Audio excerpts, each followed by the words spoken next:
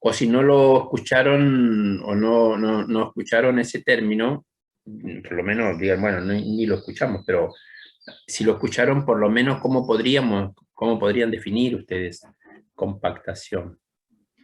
Las células se van a unir entre ellas como por glucoproteínas, entonces ¿Sí? van a evitar que se empiecen como a separar entre la migración y van a ser como, se van a, como una superficie más sólida, ¿puedo decir?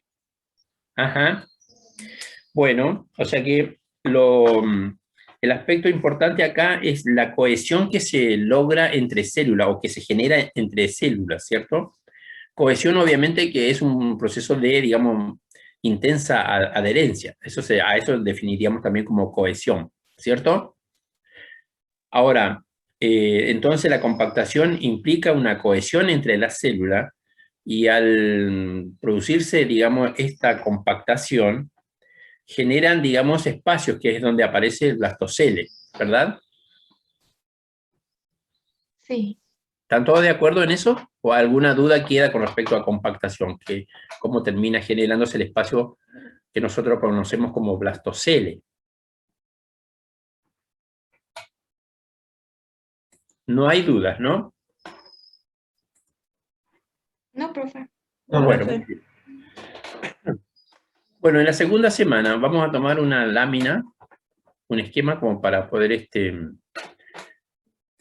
desarrollarlo, ¿sí?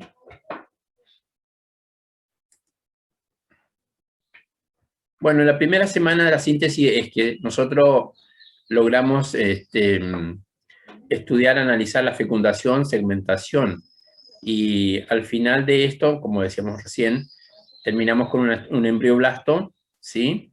Y un trofoblasto. Y el blastocele, que es el espacio que aparece ahí justamente en la estructura del blastocisto. En la segunda semana nosotros vamos a analizar cuáles son los cambios en el cual se encuentra involucrado el embrioblasto, ¿sí? Para dar origen a dos poblaciones, a dos capas de células, que son el epiblasto y el hipoblasto.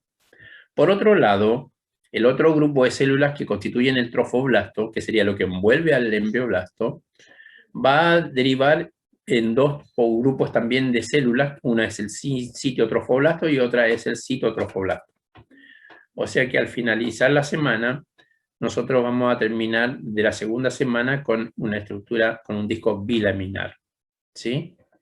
Paralelamente, además del blastocele, que era la cavidad que teníamos, nosotros acá vamos a ver que aparece una segunda cavidad, que es la cavidad del saco amniótico, ¿sí?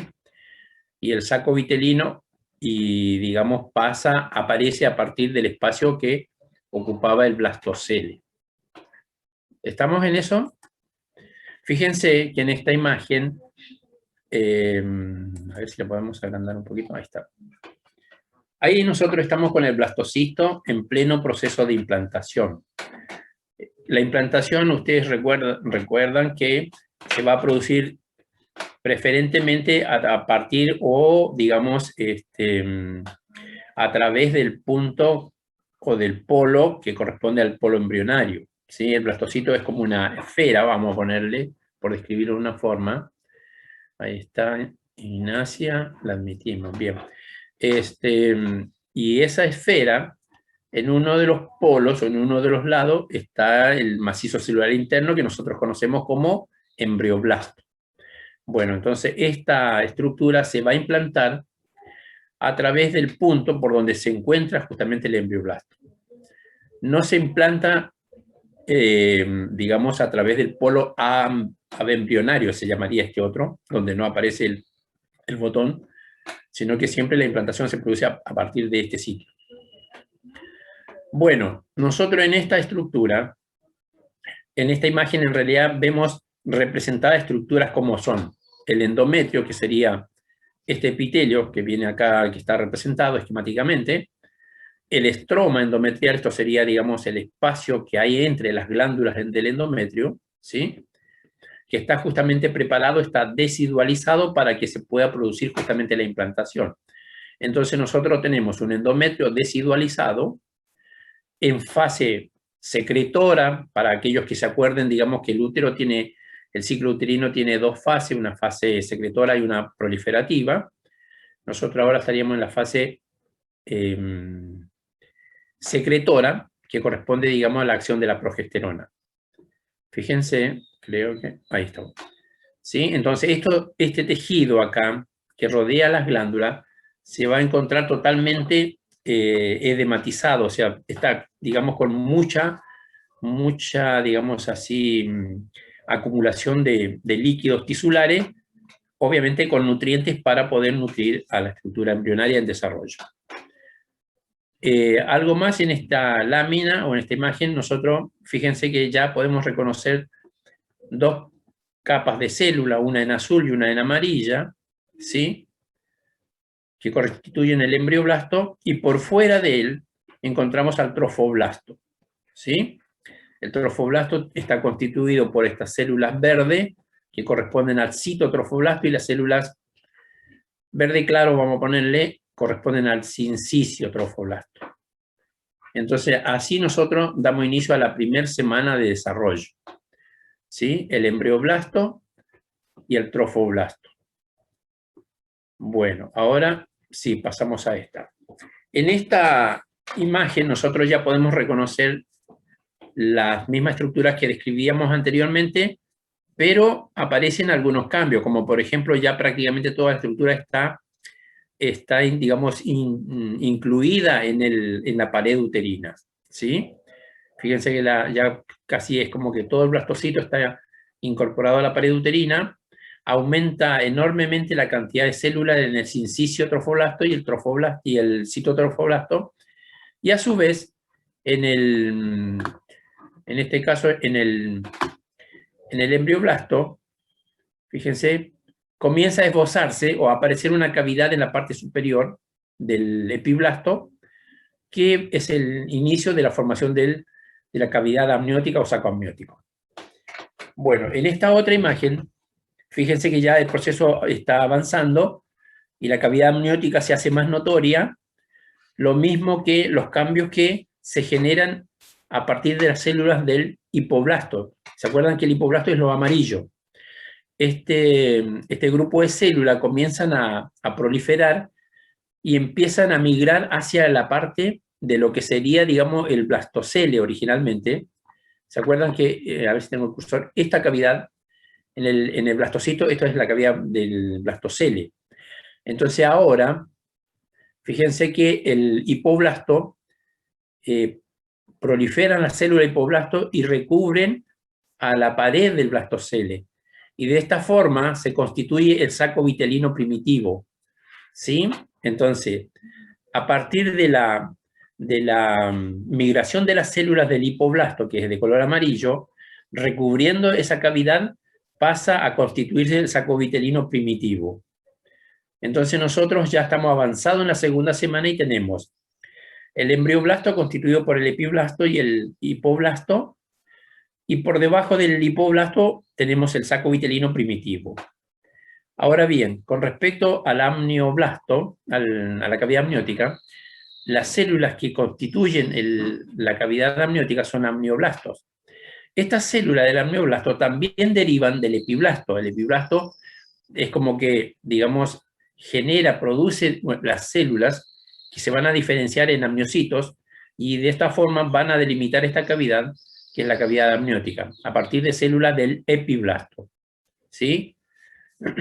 Ahora bien, la duda que por ahí a veces surge en esta etapa es que, bueno, a ver, ¿quién fue primero acá? Bueno, en realidad el epiblasto es digamos, vendría a ser la capa de célula más importante, es la básica, porque a partir del epiblasto es que también se produce el hipoblasto, por una especie de laminación de la célula, y se diferencian en hipoblasto, ¿sí? De este modo, entonces, nosotros en la segunda semana ya tenemos un disco bilaminar, ¿sí? Y tenemos dos cavidades. Es fácil, digamos, ubicarse en esta etapa y no confundirse, porque tengo dos capas, o sea, el disco bilaminar, epiblasto y hipoblasto, tengo la cavidad amniótica y tengo la cavidad del saco vitelino primitivo. Eso sería con respecto, digamos, a las capas del embrioblasto y las cavidades. Por otro lado, Las células del trofoblasto, que ya nosotros dijimos que se habían diferenciado ahí en el color verde oscuro, el citotrofoblasto y el sincitio, continúan con el proceso, digamos, de invasión en el estroma del endometrio del útero. Fíjense que estas células que constituyen el sincitio trofoblasto, que son las verde y clara, a ver si tengo el cursor ahí. Ahí estamos. Fíjense que estas células, verde y clara, tienen una capacidad de proliferación y de, digamos, invasión hística o tisular enorme. Por eso es que invaden y, digamos, se introducen en todo el estroma y proliferan. Por eso es que se establece una capa de células muy grande sin delimitación de cada una de ellas. Por eso se lo denomina sincicio, porque la célula es como que si fuese una sola célula grande, enorme, con muchos núcleos. A diferencia del citotrofoblasto, en donde cada célula mantiene su individualidad, ¿ven? ¿Sí? Esto se le denomina sincicio porque es como si fuese una enorme célula con muchos núcleos y que está invadiendo el tejido endometrial. ¿Quedó claro hasta ahí cómo vamos? ¿Cómo aparece el saco vitelino primitivo y la cavidad amniótica? Sí. Bueno, cuando... sí. Hay chicas intentando entrar a la clase que A ver. Salió. Vamos a ver. Ahí dimos admisión, sí. Cuando el hipoblasto recubre a esta cavidad, a esta pared, digamos, y pasa a constituirse el saco vitelino primitivo, esta capa de células derivadas del hipoblasto se denomina membrana de Heuser, ¿sí? Entonces, la membrana de Heuser es la que reviste al saco vitelino primitivo. Obviamente la membrana de Heuser deriva del hipoblasto. Bueno, seguimos. Acá ya hemos ya aún avanzado más y aparece una tercera población o grupo de células. En relación al citotrofoblasto, fíjense que en la imagen de la figura A, nosotros ahí tenemos bien diferenciado el epiblasto, arriba de color celeste azul, el hipoblasto por debajo, también la cavidad amniótica, y después, a ver si tengo el cursor acá, mire, acá, por dentro del citotrofoblasto, entre la membrana de Heuser y el citotrofoblasto, aparece esta capa de célula blanca acá, que se conoce como mesodermo extraembrionario. Esta capa de célula es la tercera que aparece a partir del trofoblasto, digamos, ¿sí? Obviamente que acá hay todavía no está del todo bien definido a partir de qué células se deriva en mesodermo extraembrionario. Algunos lo vinculan con células del hipoblasto y otras lo vinculan con la parte del citotrofoblasto, pero bueno, aparece la capa de células del mesodermo extraembrionario. Esta capa de célula tiene la particularidad de proliferar rápidamente y fíjense que al principio aparece alrededor de la membrana de Heuser, pero después prácticamente envuelve a toda la estructura. Fíjense que inclusive pasa por sobre el amnio, y el amnio queda incluido por dentro de la membrana del mesodermo extraembrionario. Y rápidamente, después de proliferar, este tejido se cavita o se delamina. Alguna bibliografía lo describen como una delaminación, otro como una cavitación. Es decir, que aparece un espacio dentro de ese tejido, ¿sí?, que es la cavidad coriónica. A medida que esta cavidad coriónica crece, ¿sí?, va ocupando prácticamente todo el espacio que en este momento está ocupando el saco vitelino primitivo, que nosotros ahí todavía lo vemos abajo en la figura C. ¿Sí? ¿Se ubican? Sí, entonces, fíjense que este es el saco vitelino primitivo y acá está apareciendo la cavidad coriónica. Bueno, en este diagrama, en este esquema, aparecen más o menos proporcional, pero después esta cavidad crece enormemente y el saco vitelino queda muy chico. Ahora, paralelamente a la aparición del mesodermo extraembrionario, ¿sí? Y en relación a la membrana de Heuser, aparece una segunda oleada de células desde el hipoblasto, desde esta capa, que reemplaza totalmente a la membrana de Heuser, ¿sí? Esas células de la membrana de Heuser desaparecen, son desplazadas hacia un sector que ahora vamos a ver, y esta segunda oleada de células que aparecen a partir del hipoblasto ya directamente van a pasar a constituir lo que nosotros después conocemos como endodermo. A ver si tenemos acá. Acá estamos. Fíjense que ahí en la figura A, nosotros vemos como un 8. Fíjense en donde acá tenemos el saco vitelino primitivo, cómo está siendo desplazado, ¿sí? Con la membrana de Heuser. ¿Por qué? Porque están siendo reemplazadas sus células por las células del endodermo, que van a constituir la pared del saco vitelino definitivo. Acá se está formando el saco vitelino definitivo, y la membrana de Heuser, o el saco vitelino primario, primitivo, va a quedar constituido, fíjense, en la tercera figura, como un quiste exocelómico. Y de ese modo, esto después se reabsorbe, obviamente, queda constituido el saco vitelino definitivo. Entonces, al final de la segunda semana, nosotros tenemos 3 cavidades, dos capas de célula en el embrioblasto, el epiblasto y el endodermo, ¿sí? Porque acá ya prácticamente nosotros podemos hablar de endodermo en vez de hipoblasto. Y 3 cavidades, la cavidad amniótica, la cavidad del saco vitelino definitivo y la cavidad coriónica. Entonces acá estamos al final de la segunda semana, ya para entrar en la tercera semana, en donde nosotros en la tercera semana, ahora vamos a ver qué otros cambios aparecen. Bueno, hasta ahí, ¿cómo vamos?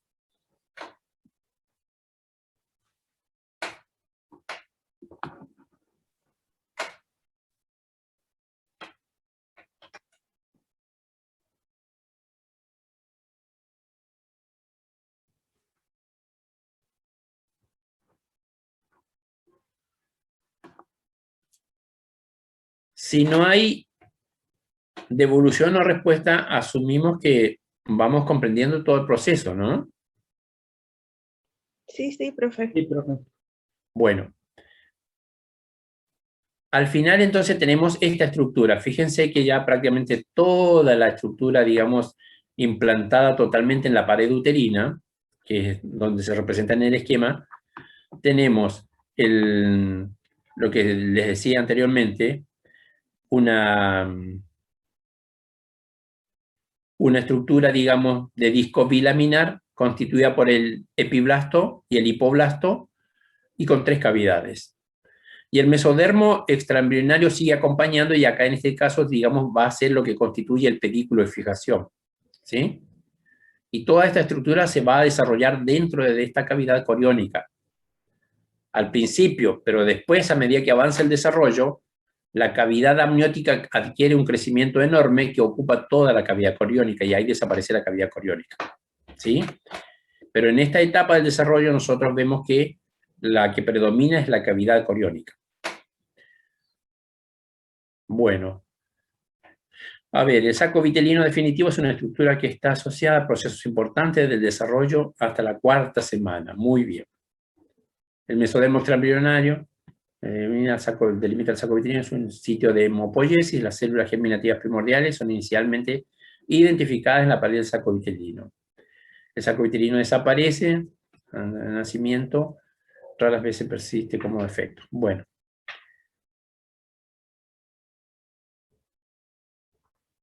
Fíjense en estas otras figuras, lo que se intenta, digamos, analizar es todos los cambios que tienen, digamos así, involucrado a lo que nosotros no lo mencionamos mucho hasta ahora, que corresponden al trofoblasto.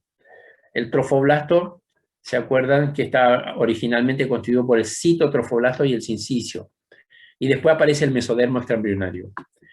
Ahora bien, en esta etapa en que no tenemos nosotros conformada la placenta, no hay un aparato circulatorio bien definido, la nutrición de la estructura embrionaria en desarrollo es de aspecto o de característica histotrófica, o sea que por difusión de los nutrientes es como se nutren todas las células de esta estructura. Ahora bien, paralelamente también se está formando la placenta acá. Por eso es que, por ejemplo, nosotros, fíjense que acá nosotros en esta imagen, a ver si puedo subir un poco esto. Ahí. Fíjense que en esta imagen yo tengo el citotrofoblasto y el sinciciotrofoblasto. Estos dos grupos de células en estrecha relación con lagunas que se establecen en el estroma materno y que estas lagunas, digamos, tienen por supuesto sangre materna con los nutrientes que requerirán en la estructura embrionaria. Entonces, la primera, digamos, el primer esbozo, lo que nosotros conocemos como vellosidades primarias, está constituida por el citotrofoblasto y el sincicio. ¿Sí? Esto sería un estadio temprano o por lo menos de lo que nosotros conocemos como vellosidades primarias.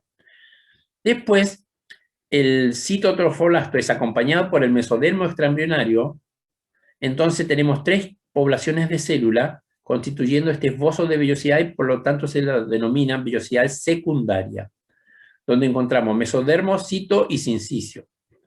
Y por último, más avanzado, el desarrollo, nosotros encontramos que en el mesodermo extraembrionario se diferencian células para constituir estructuras vasculares y así aparece, digamos, estructuras vasculares dentro en estrecha relación con esta vellosidad y pasa a constituir lo que nosotros conocemos vellosidad terciaria, que está constituida por sincicio, cito, mesodermo y estructuras vasculares, en donde ya encontramos, digamos, sangre que corresponde al embrión, ¿sí? Y de ese modo es como se desarrolla toda la estructura que va a constituir definitivamente después la placenta. Bueno, ¿hasta ahí estamos? Profe, ¿lo puede repetir? Que yo decía que más o menos al principio de la segunda semana, cuando tenemos al citotrofoblasto y al sincicio rodeando la estructura, que en este caso sería este esquema, ¿ven?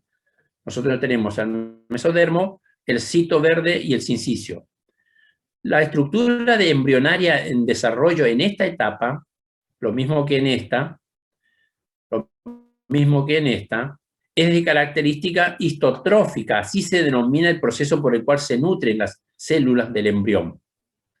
¿Por qué? Porque los nutrientes difunden, fíjense, desde la sangre materna, que son lagunas que hay, digamos, afuera, que rodean y se introducen dentro del sincicio, y de esa forma difunden los nutrientes. Ahora, inmediatamente comienza a desarrollarse lo que nosotros conocemos como vellosidades, ¿sí?, primaria, que están constituidas por citotrofoblasto y sincicio. Esto rodeado por sangre, por las lagunas que hay por la sangre que hay en las lagunas, y de esa forma, digamos, permiten la difusión de nutrientes. Luego, además del cito y el sincicio, el mesodermo extraembrionario participa de la constitución de esas vellosidades, y acá nosotros a esto lo denominamos vellosidades secundarias, constituida por mesodermo, citotrofoblasto y sincicio. Y como el proceso de desarrollo continúa, después dentro del mesodermo se diferencian las células para constituir células sanguíneas y vasos, porque no es que vengan de otra parte, sino que el mismo mesodermo, dentro del mesodermo se diferencian células en células sanguíneas y en células que van a formar los vasos, arterias y venas. Y de ese modo, entonces, cuando ya tenemos esa diferenciación, nosotros tenemos los vasos, el mesodermo extraembrionario, el citotrofoblasto y el sincicio, y esto constituyen las vellosidades terciarias. Así es como se comienzan a desarrollar las estructuras, digamos, que van a formar la placenta definitiva después. Bueno, después, bueno, acá hay algunas algunas imágenes y comentarios que tienen relación ya directamente con la posibilidad de una alteración, por ejemplo, en la fecundación, que eso también lo vimos nosotros, cuando, por ejemplo,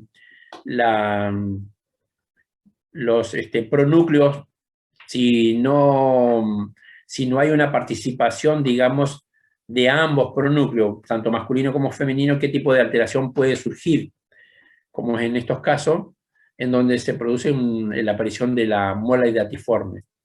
Esto después, si quieren, lo podemos ver también. Es una alteración en el desarrollo, digamos. Bueno, ahí terminamos nosotros con la segunda semana de desarrollo. Ahora vamos a pasar a ver estructura de la tercera semana de desarrollo.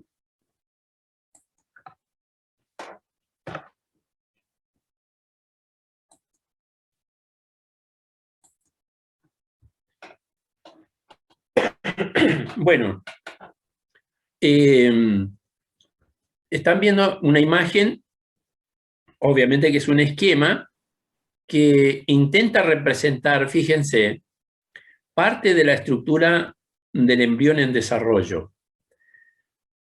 A veces espacialmente nos es difícil ubicarnos con estas estructuras porque, bueno, nosotros, como nuestra, digamos así, habitualidad, se maneja sobre 2 dimensiones, cuesta a veces incorporar la tercera, ¿sí? Nosotros tenemos, bueno, un ancho, un largo, la profundidad a veces nos cuesta incorporarla en la C, pero acá sí o sí tenemos que trabajar con la incorporación de una tercera dimensión. Fíjense que este es un esquema que intenta representar, bueno, luego describimos. Es como si nosotros cortásemos el saco amniótico o la cavidad amniótica, cortamos, sacamos el techo de la cavidad amniótica y nosotros ahora estamos parados acá sobre este piso azul que corresponde al epiblasto. ¿Se acuerdan en las imágenes que veíamos la capa de células azules encima y la capa de células amarillas abajo? ¿Se acuerdan? Entonces, esto correspondería, digamos así, al epiblasto. Entonces nosotros nos metimos en la cavidad amniótica y estamos sobre el epiblasto. ¿Entienden toda la descripción que hacemos sobre esta imagen? ¿O es difícil entenderla?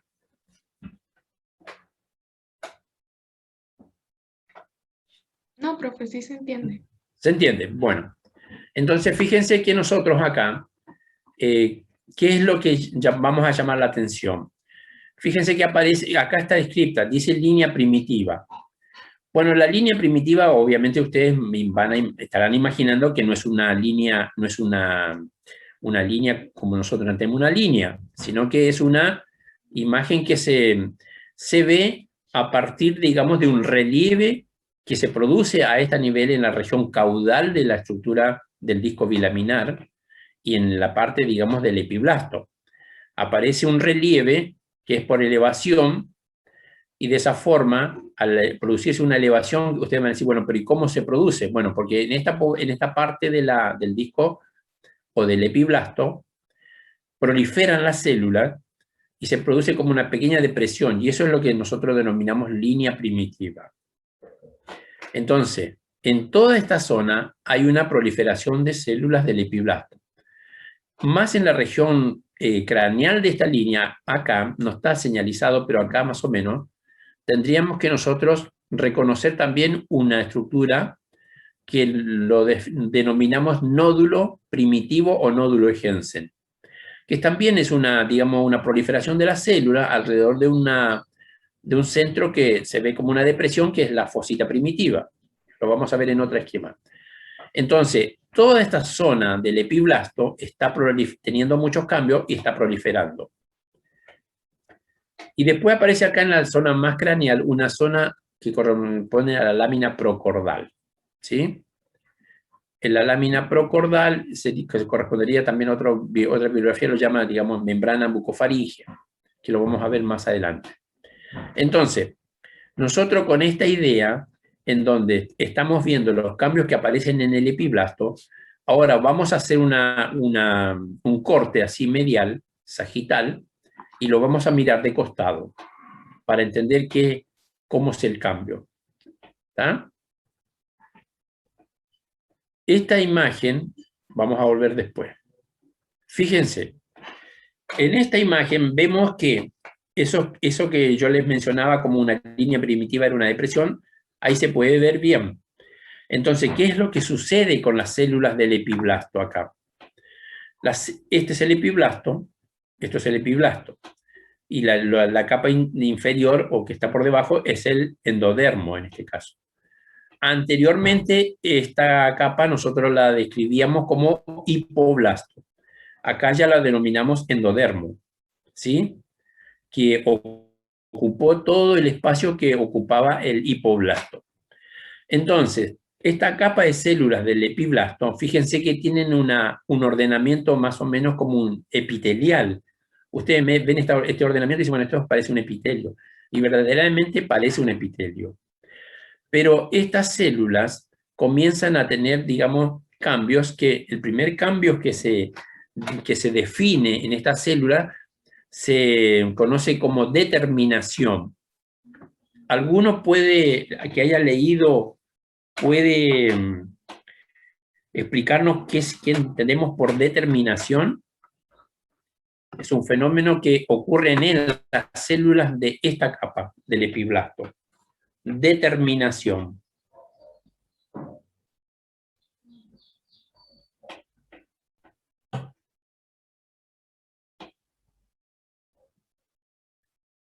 Puede pasar que no lo hayan leído nunca.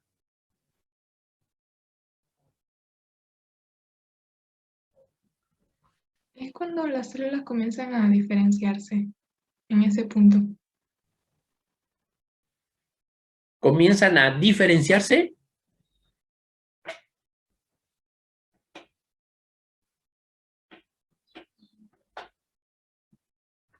Claro, a ver, lo pregunté justamente a propósito, porque después esto a veces genera confusión cuando uno pregunta en una evaluación y por ahí a veces, digamos, no quedaron muy bien claros los conceptos.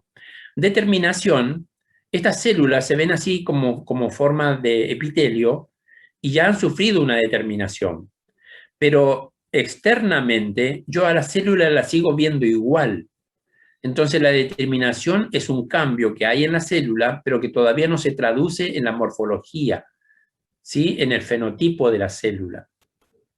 Pero sí, ya dentro se determinó que esta célula va a comenzar una serie de cambios que lo van a llevar a diferenciarse.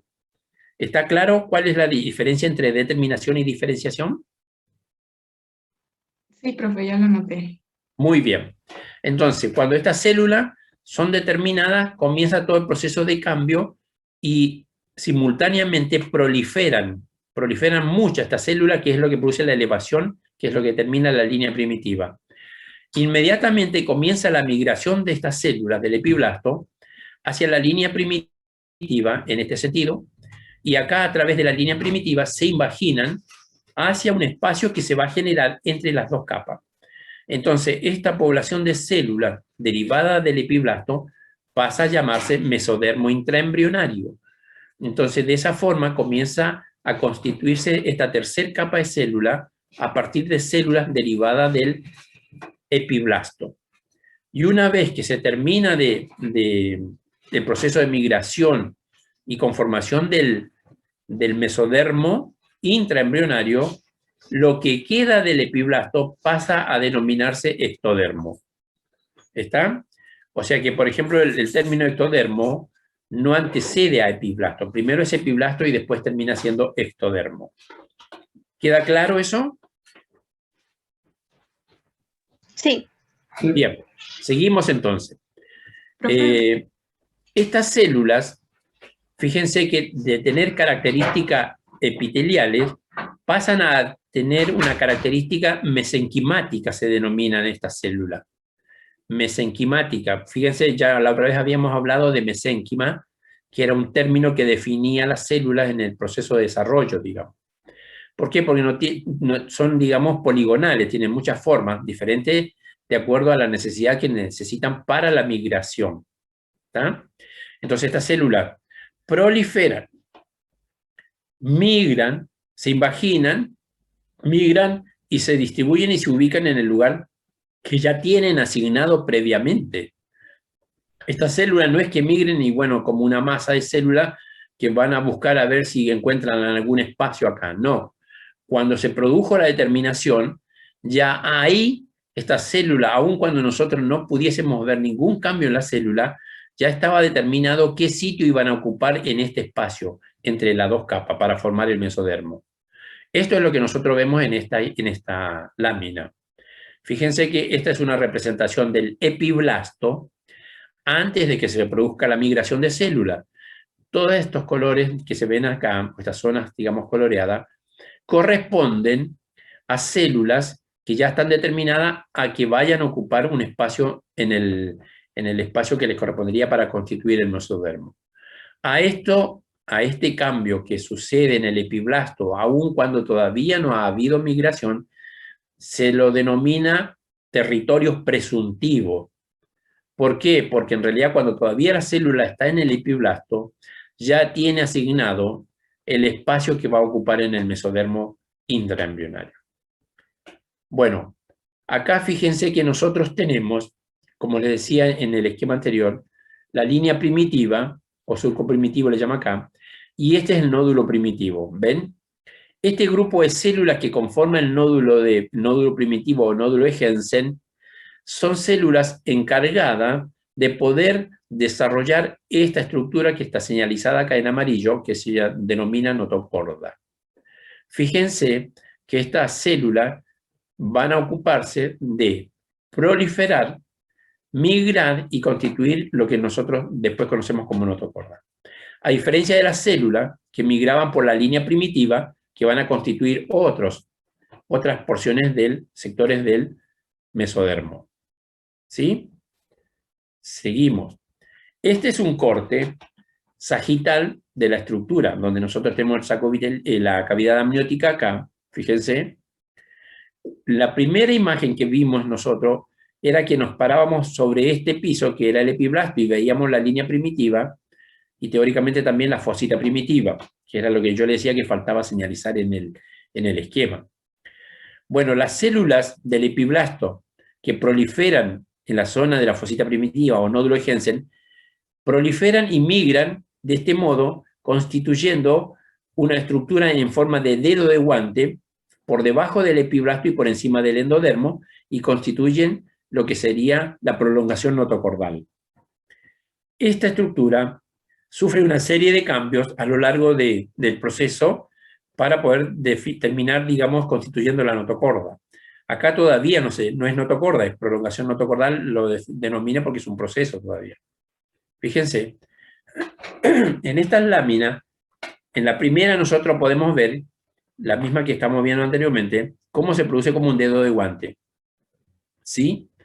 Ahora bien, esta estructura de proceso notocordal, fíjense que en la porción, digamos, muy cerca del nódulo de Jensen, tiene regresión, o sea que esta capa de células desaparecen, regresionan, y dejan un espacio que permite comunicar la cavidad amniótica, bien, con la cavidad del saco vitelino.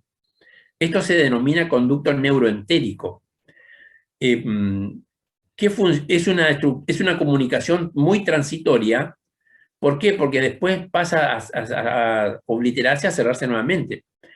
Pero en cierta medida esto favorecería que en esta etapa en que ya comienza a producirse el esbozo del plegamiento del disco trilaminar para constituir la estructura, digamos, tubular. Entonces tendría vinculación con esos cambios el establecimiento de este canal o conducto neuroentérico. Fíjense que nosotros en estas imágenes de abajo tenemos representado la estructura por la línea de corte. Esta es una línea de corte y acá vemos cómo se ve en una sección transversal.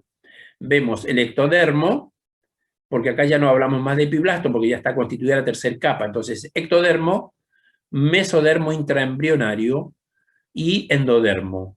Tenemos constituida la estructura, digamos, por tres capas germinativas, que son ectodermo, mesodermo y endodermo. Fíjense que acá en este corte aparece todavía la estructura como una estructura tubular del proceso notocordal. En este corte, fíjense que cae justo en donde se produce la regresión de la pared inferior del proceso notocordal. Y aparece así como una semiluna. ¿Ven? Y por último, fíjense que después, cuando regresiona, después se restablece, se oblitera nuevamente esta cavidad, queda constituida la notocorda definitiva, que en la imagen o en el esquema aparece así, como un punto central, que es lo que va a permitir, en cierta medida, un proceso de inducción sobre estas células que están por encima de la notocorda, que sería ectodermo, para dar origen a lo que es, digamos, la placa neural para el desarrollo del sistema nervioso. Entonces la notocorda juega un rol muy importante en la inducción del ectodermo para su diferenciación en lo que va a ser el sistema nervioso. ¿Está? Eso, digamos, en esa etapa del desarrollo. Después nosotros encontramos a la notocorda, resabios de la notocorda en los cuerpos vertebrales. Bueno, otra aclaración que por ahí a veces genera dificultad para entender. Fíjense que yo les dije que esta lámina o esta capa germinativa roja que se llama mesodermo, que derivó del epiblasto, este mesodermo es intraembrionario. Después en este esquema, fíjense que acá tiene señalado un mesodermo extraembrionario. ¿Ven? Y prácticamente no hay ninguna estructura así que establezca bien el límite, simplemente que en un momento dado pasa a constituirse en mesodermo extraembrionario. Por eso nosotros hablamos de mesodermo intraembrionario y mesodermo extraembrionario. Profe, ¿Cómo vamos hasta ahí? en la diapo anterior la puedo volver a colocar. Allí, la notocorda es la que va ¿a qué? ¿Hacer que el endodermo pueda diferenciarse y producir las células neuronales? ¿O es la notocorda la que las produce? Bueno, en este esquema obviamente todavía no está conformada la notocorda. En eso estamos en la todos de acuerdo. siguiente. Sí, En esta. en esa, ajá. Bueno, en el último en la dibujo. última, en esta. Sí. Bueno, vamos a centrarnos en esta imagen. En esta imagen nosotros ya tenemos constituida el disco trilaminar, ¿verdad? Tenemos ectodermo, tenemos mesodermo intraembrionario y tenemos endodermo, ¿sí? Bueno, y acá tenemos nosotros a la notocorda, que es una estructura derivada a partir de células que migraron del epiblasto. ¿Estamos todos de acuerdo en eso?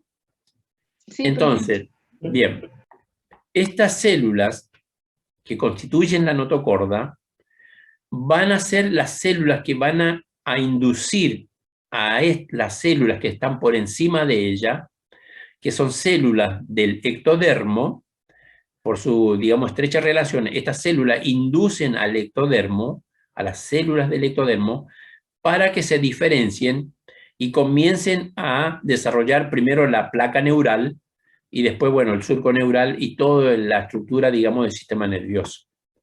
¿Está? O sea que si nosotros no tuviésemos notocorda, no tendríamos desarrollo de toda la estructura del sistema nervioso.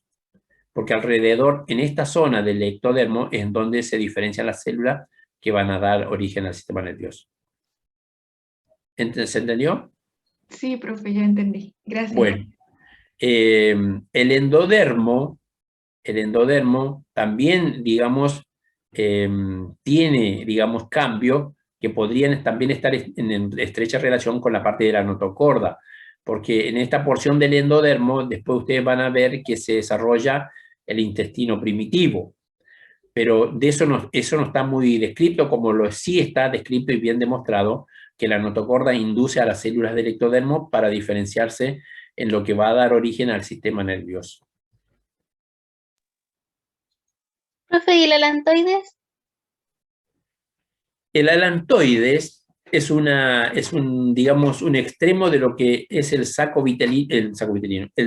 intestino primitivo, ¿sí? Es una extensión, un proceso del extremo caudal del intestino primitivo, que va a tener mucha participación en el desarrollo, sobre todo, digamos, de la parte del seno urogenital.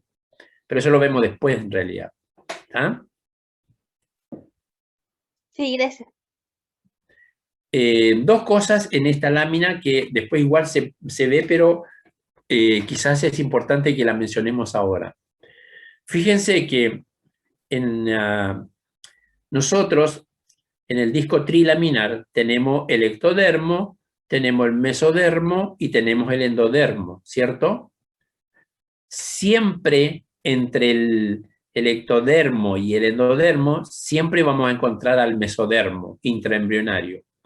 Excepto en dos zonas o en dos regiones que son la membrana bucofaringea y la membrana cloacal. En esta lámina no están descritas, pero que serían más o menos en esta zona acá, la membrana cloacal y la membrana bucofaringea, son dos zonas en donde el ectodermo contacta directamente con el endodermo. No hay mesodermo acá.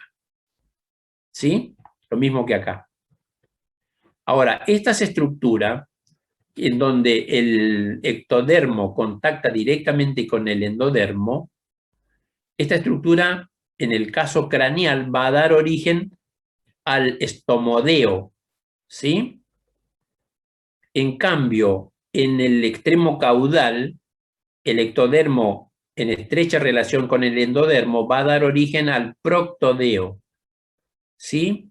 Entonces, ¿qué son esas estructuras? Bueno, el estomodeo es la boca y el proctodeo obviamente es la cavidad anal. Entonces, ustedes ya con esta imagen pueden ir imaginando que en el único sitio en donde el ectodermo contacta directamente con el endodermo es en la estructura que va a dar origen a la boca y en la estructura que va a dar origen al ano. ¿Sí? En esa zona. Después en el resto siempre vamos a encontrar al mesodermo intercalado entre el ectodermo y el endodermo. ¿Quedó claro eso o no? ¿O es muy confuso? No, sí se entendió bien, profe. ¿Entendió bien? Bueno, seguimos entonces. Esta imagen es a los fines de poder tener, digamos, una panorámica sobre cómo está, digamos, constituida la estructura a esta altura del desarrollo, integrando los cambios que involucran al embrión, a la estructura embrionaria, y a la estructura, digamos, del trofoblasto, que es la estructura que nutre al embrión. Fíjense que la cavidad de esta, yo les decía hoy, que es enorme la cavidad coriónica. En esta etapa del desarrollo todavía es enorme en relación a la cavidad amniótica, pero esta cavidad amniótica va a crecer mucho más que esto y va a ocupar toda esta cavidad. Por eso que en un estadio avanzado del embarazo, de la gestación, nosotros vemos lo que se llama, digamos así, la bolsa o el saco, la bolsa de las aguas, está constituida por el líquido de la cavidad amniótica, porque en realidad oblitera toda esta cavidad coriónica. En esta etapa del desarrollo, esta cavidad coriónica es enorme, pero después es reemplazada. Bueno, fíjense, de vuelta acá tenemos representada nosotros cómo están conformadas las estructuras vellositarias que van a dar origen a la placenta definitiva. Repasamos nuevamente. Vellosidad primaria es sincitio trofoblasto y citotrofoblasto. Vellosidad secundaria es mesodermo extraembrionario, sincitio trofoblasto y citotrofoblasto. Y vellosidad terciaria es los vasos, el mesodermo, el citotrofoblasto y el sincitio trofoblasto. La sangre que nosotros podríamos describir en esta estructura es sangre fetal, obviamente, ¿no? O embrionaria, depende del estadio de desarrollo. ¿Sí? Y por fuera de esta estructura, si uno pudiese, digamos, representar acá qué es lo que hay alrededor de esta estructura vellositaria, es sangre materna, ¿sí? En los sinusoides o en las lagunas, digamos, maternas, ¿sí? Entonces, de esa forma, por eso que en un principio nosotros hablamos de nutrición histotrófica, porque no habían vasos, pero cuando ya se establece el aparato circulatorio, bueno, la nutrición se hace a través, digamos, de la estructura circulatoria. Bueno, ¿alguna duda?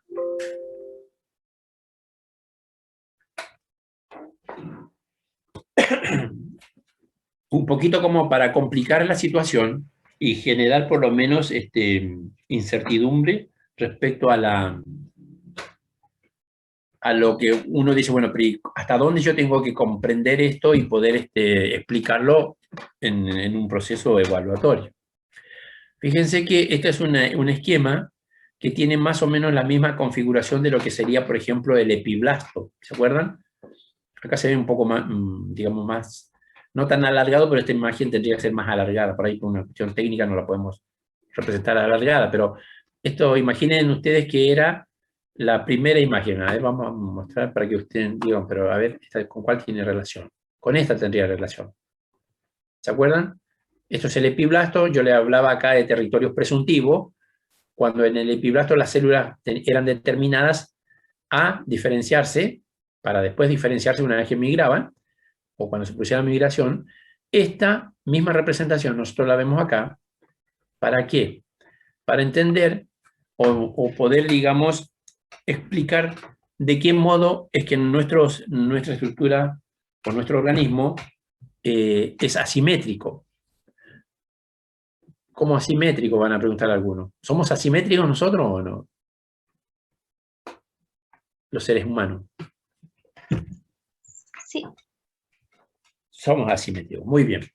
En esta etapa del desarrollo, que nosotros estamos hablando acá entre el paso de disco bilaminar a trilaminar, porque acá ya se va a iniciar la formación del disco trilaminar para la tercera semana, en esta etapa nosotros podríamos definir en cierta medida una simetría en esta estructura, que van a dar origen al embrión. ¿Sí?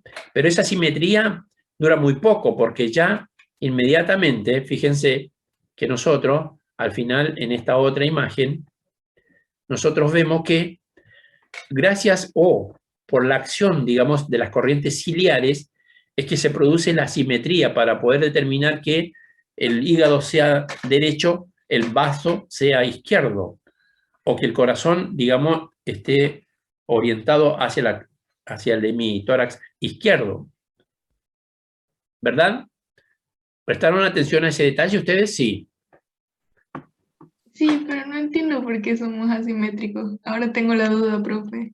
Muy bien, eso es bueno, generar la duda.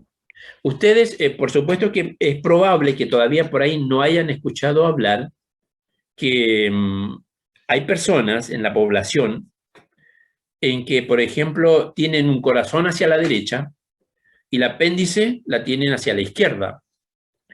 Entonces uno dice, ¿cómo puede ser? Si normalmente el apéndice, ¿dónde está? Del lado derecho. Y la persona esa la tiene del lado izquierdo y tiene el corazón a la derecha. Bueno, obviamente que, entonces uno dice, bueno, pero ¿por qué? ¿Qué pasó ahí en realidad? Bueno, hay una alteración en el proceso que está representado acá en el esquema. Nosotros somos asimétricos porque en realidad, si bien, o por ahí usted dice, bueno, pero yo tengo dos brazos, un brazo izquierdo, un brazo derecho, ¿sí? En ese sentido, digamos, en la estructura anatómica, puede decir, sí, no, pero somos simétricos. Pero aún así, si usted, por ejemplo, analizara las características de cada uno de los miembros de su hemicuerpo, aunque se ven muy parecidos, no son iguales. Seguramente usted cuando va a comprar un calzado, ya ha aprendido por la experiencia de que para poder, digamos, no tener dificultad con el uso del calzado, ¿sí? Que dicho sea de paso, los calzados, ¿se acuerdan de que está formada la suela de los calzados? Obviamente hoy ya casi no, pero por lo menos antes era así, ¿no? ¿De qué estaban hechas las suelas de los calzados?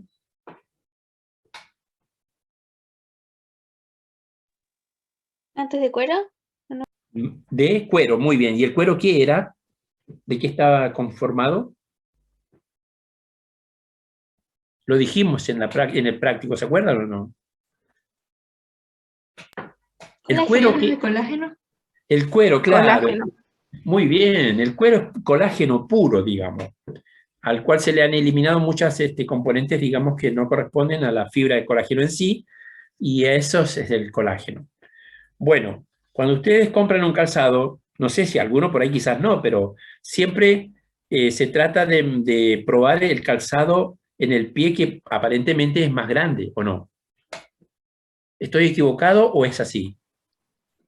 Sí, profe. Sí, exacto. Bueno, entonces eso es lo que a nosotros nos permite determinar en cierta medida que en realidad aun cuando parecemos muy simétricos en la estructura anatómica, somos asimétricos. Y cuando analizamos, digamos, la orientación de los órganos intraabdominal, por ejemplo, o intratorácico, obviamente ahí es muy evidente la simetría, porque yo tengo el corazón a la izquierda y no lo tengo hacia la derecha. Entonces, esa distribución de asimetría o esa simetría se establece gracias a la acción de las corrientes ciliares que ustedes están viendo acá en esta imagen. Presten atención a quizás no es digamos, un punto por ahí central de este práctico, porque en este práctico el tema central, la palabra clave que ustedes tienen que anotar es gastrulación, ¿verdad? Pero si ustedes no prestan atención ahora, yo lo traigo a acotación, porque en realidad uno después en las evaluaciones pregunta, ¿a expensa de qué es que en el organismo se genera la asimetría? Bueno, obviamente que esa pregunta es lo peor que le puede pasar a un estudiante, que se la hagan, porque en realidad uno dice, nunca estudié cómo es que se establece la asimetría. Bueno, ahí ustedes ven que dice corrientes ciliares. Sí. Sí, Bueno, profe. bueno, si ahí dice corrientes ciliares, ¿ustedes con qué lo asociarían directamente?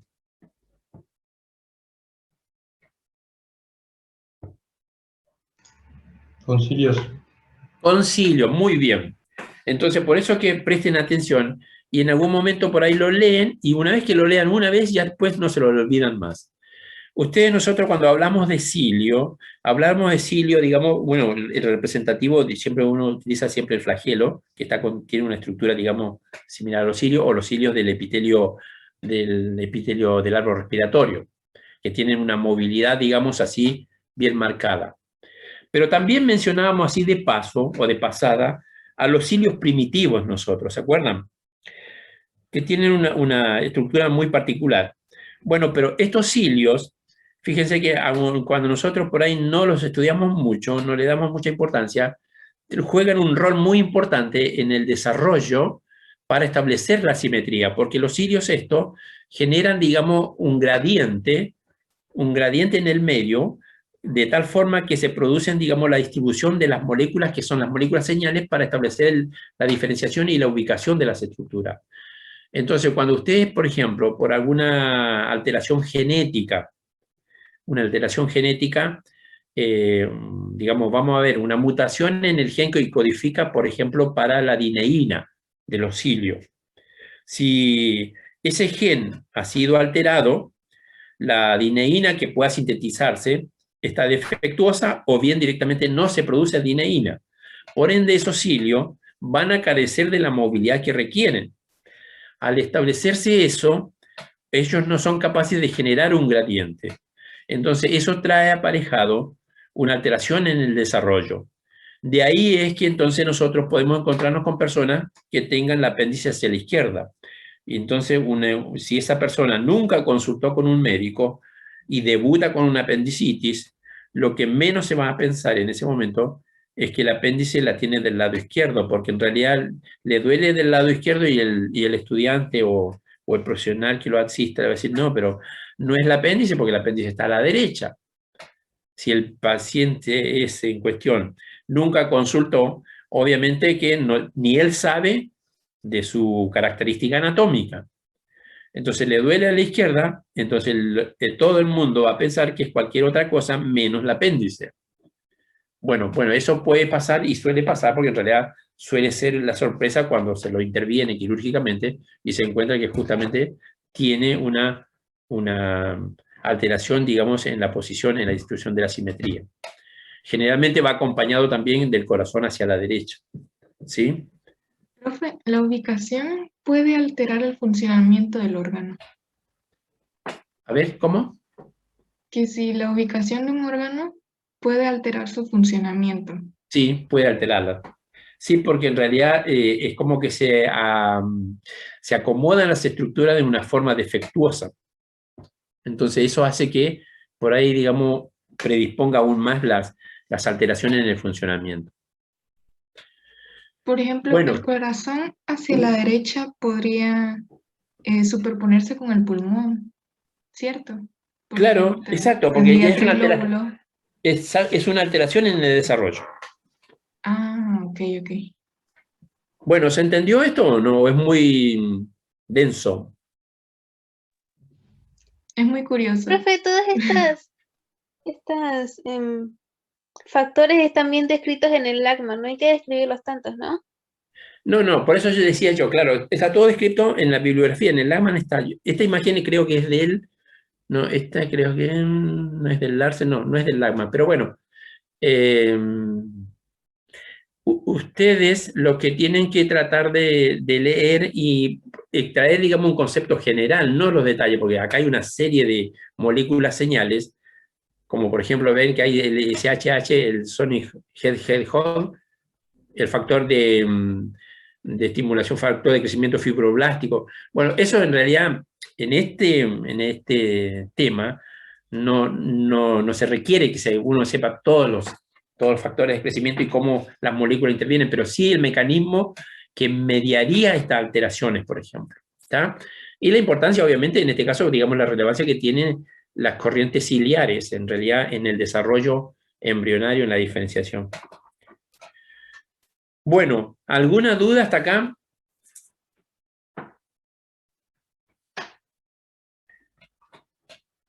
No, profe, entendió bien. ¿Se entendió bien? Muy bien.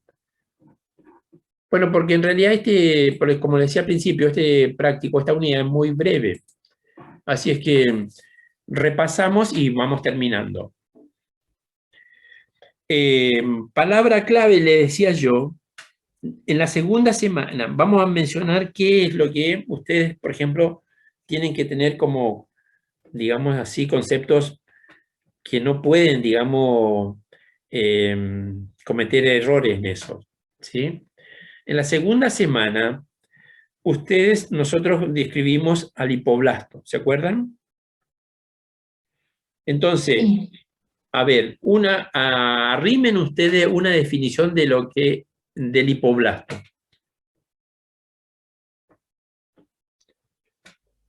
Como una conclusión, digamos, ¿qué podrían decir ustedes del hipoblasto?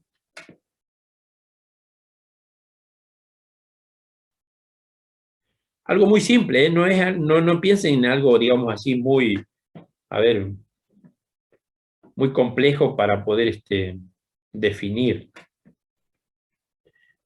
Algo muy simple que Capaz les... de, A ver, capaz de células cúbicas que derivan del epiblasto.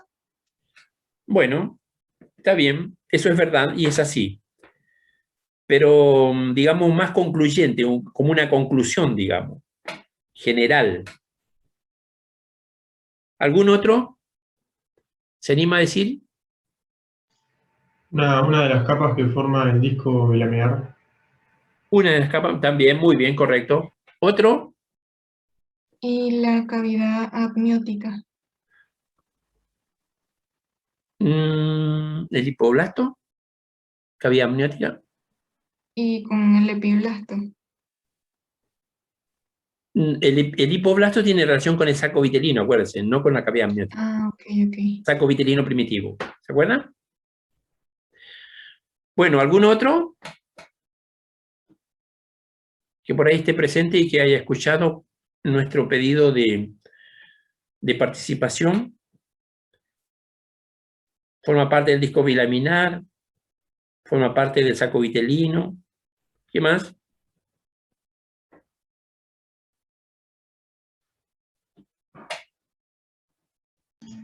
Va a formar el endodermo. Va a formar el endodermo, muy bien. ¿Alguna otra? Bueno, una, digamos, descripción o una definición de hipoblasto que en cierta medida podría involucrar casi a toda y cerraría, digamos así, el concepto sobre hipoblasto es que el hipoblasto es una estructura que participa en todo eso que ustedes enunciaron y que en realidad es una estructura transitoria, porque no deja ningún derivado del hipoblasto en el desarrollo, digamos así, de la estructura embrionaria. ¿Me entendieron? Es una estructura que participa en el desarrollo, pero es de carácter transitorio. Fíjense que ocupa un lugar, tiene una actividad muy importante, pero que después desaparece. No queda nada del hipoblasto. ¿Sí? Entonces esa sería una forma, digamos, de definición global del hipoblasto. Ustedes pueden, pues, si vamos a hablar del hipoblasto, pueden decir, bueno, sí, aparece en tal estadio de desarrollo, forma parte del disco bilaminar, forma el techo del saco vitelino primitivo, de él deriva la membrana de Heuser, y después, ¿qué más? Después, digamos, da lugar a la aparición del endodermo. Bueno, todas esas cosas, pero en realidad termina siendo una estructura de carácter transitorio, del cual no deriva ninguna estructura definitiva. ¿Está? ¿Están de acuerdo o no? Sí. Bueno. Sí, profe. Bueno, esa sería, digamos, una palabra clave en la segunda semana. Y una palabra clave en la tercera semana, ¿cuál sería?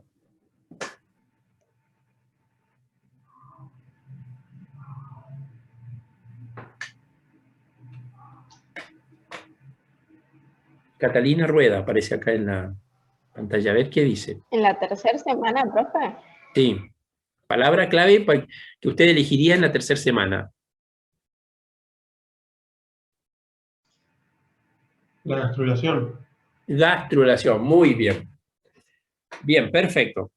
Entonces, ahora la gastrulación es una palabra con la que ya nos familiarizamos mucho y vamos a seguir familiarizándonos, pero entonces tendríamos que ahora un poco afinar nuestra definición y tratar de describir o definir claramente qué es la gastrulación. A ver, ¿alguno se anima?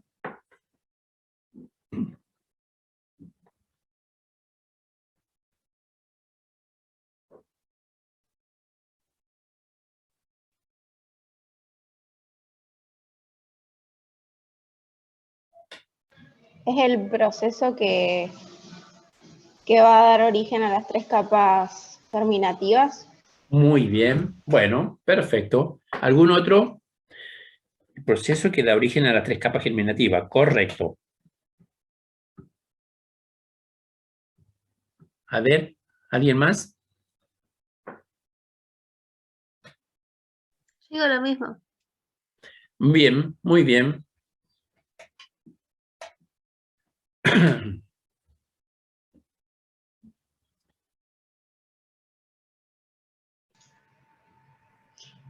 Y puede ser que se genera a partir del epiblasto.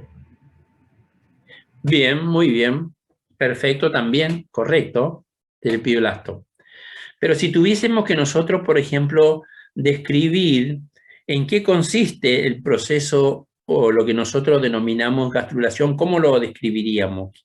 ¿Qué es lo que sucede en realidad con la célula o qué tipo de actividad o de cambios nosotros podríamos describir en su relación con la célula de esa definición, digamos?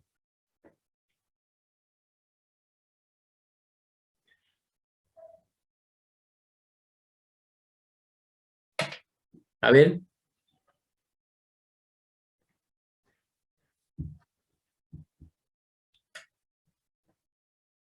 Porque en la gastrulación estamos de acuerdo que, digamos, es la resultante, digamos, de la actividad celular, ¿no? Que, como decía hay uno de los chicos, era, digamos, que surgía a partir del epiblasto. partir del epiblasto y el hipoblasto, que luego van a dar origen al ectodermo, el mesodermo y el endodermo, el dibujo que usted colocó en las otras diapositivas.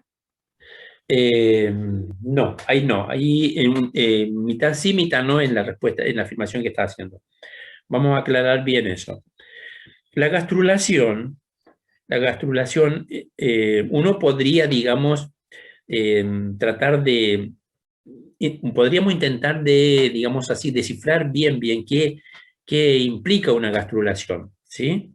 De acuerdo a cómo nosotros lo hemos ido aprendiendo, y es como la mayoría de la bibliografía lo describe, la gastrulación implica el proceso de proliferación, ¿sí?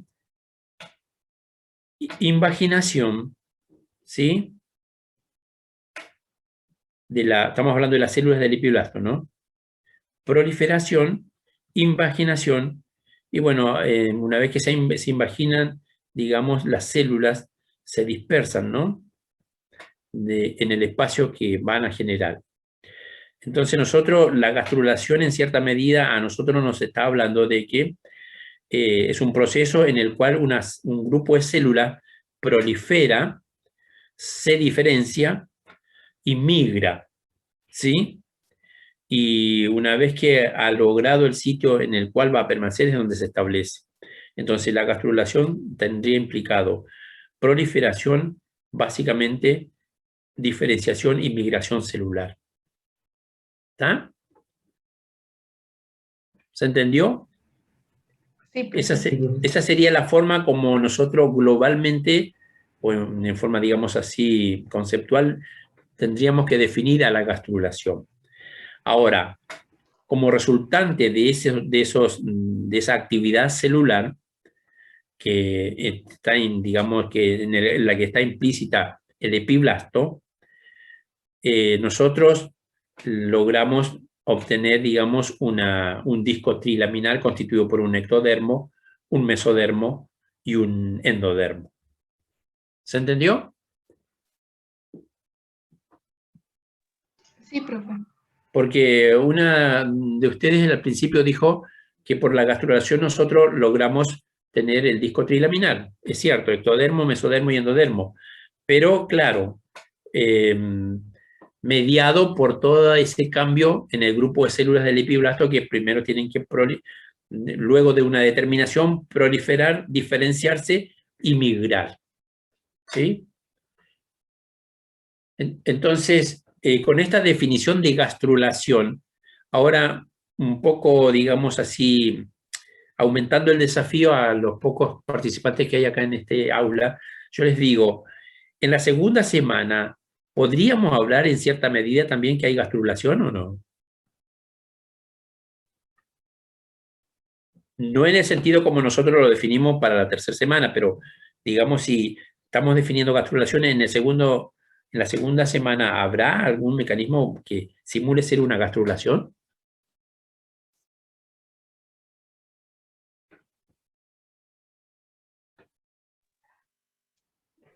¿Me entendieron la pregunta o no?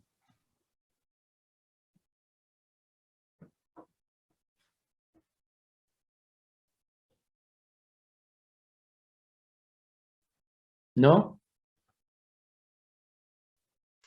Sí, profe, la pregunta se entiende. Ah, bueno, se entendió. Muy bien. ¿Y qué les parece?